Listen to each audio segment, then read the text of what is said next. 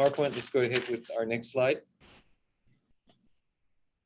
Budget, you can see expenses were $238.8 million in the general fund and $818.9 million in all funds. You can see that the FTEs were about 574 in the general fund and about 1,034 in all funds. And what this chart is doing is subsequently going through the revisions that are outlined in the staff report to amend, frankly, the revenue estimates down and the corresponding service level reductions, balance the general fund and other funds based on the revised fiscal scenario. So on the revenue side, you see council's action, that $38.8 million loss of major tax revenues. And also you'll see there's $5 million up there and another $2 million below the line of other economically sensitive revenues. This is a guess of staff. It's an educated guess based on what our current experience is in loss in things for charges for services and licenses and permits, something the council articulated on the May 4th agenda item. And this is really an estimate in terms of either reduced programming or an inability to serve as many guests given social distancing requirements,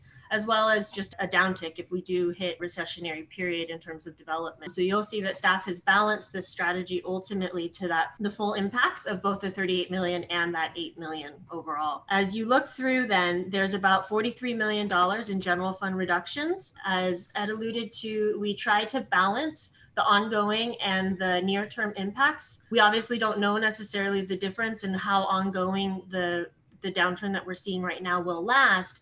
But you can see that staff took about a 60-40 or somewhere close to that in terms of citywide solutions versus department service level reduction. And we'll go through the difference of those in the coming slides. But as you can kind of see in the chart, we bucketed them by service area. So you see that we're reducing neighborhood and community and library services by about $6 million, the equivalent of 20 FTE. As you go down, you can see the different impacts in the different service areas. And then you hit that citywide balancing solutions, which is roughly $20 million in savings. You know, all the square footage that we have, what the current rent is, if there is any rent, some buildings aren't being rented out now, and then what market is. So that, this is another revenue opportunity for us to look at. So I was wondering if you have that handy, and if so, can you bring it up? So I'm asking this question is because I think it's really important for us on council as we make decisions to know about this. So it says 102 vacant positions, right? And I was looking at our average cost of the city employees, about $230,000, right, a year. So if I do the math, 230,000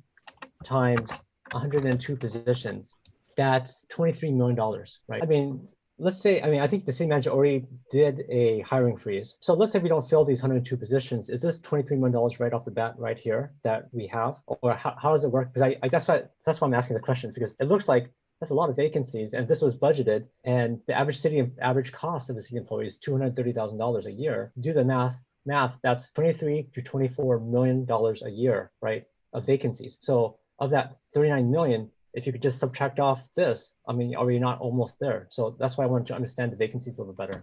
A few points. First of all, the 103 vacancies are citywide. So if you look at the different columns, those are the funding sources. And really, the funding sources, you really, for the most part, can't move in between them. They're restricted. The first column is your general fund column. So off the bat, that 103 is dropped in half by just your general fund positions, which is what we're talking about from a balancing perspective. Beyond that, obviously, there are some essential positions within those vacancies that are right now perhaps vacant, but are being backfilled either by a contractor or by temporary staffing. Okay. And then lastly, just that $230,000 number, you're absolutely right, is the average total cost on that citywide average salary. Yeah. But that includes the unfunded accrued liability payment. That's a mandatory payment for us to be making. So every position that we're cutting, we actually need to reduce by that UAL payment, because no matter what our head count is, we have to make sure we fund that base level of our pensions. So I was wondering if it's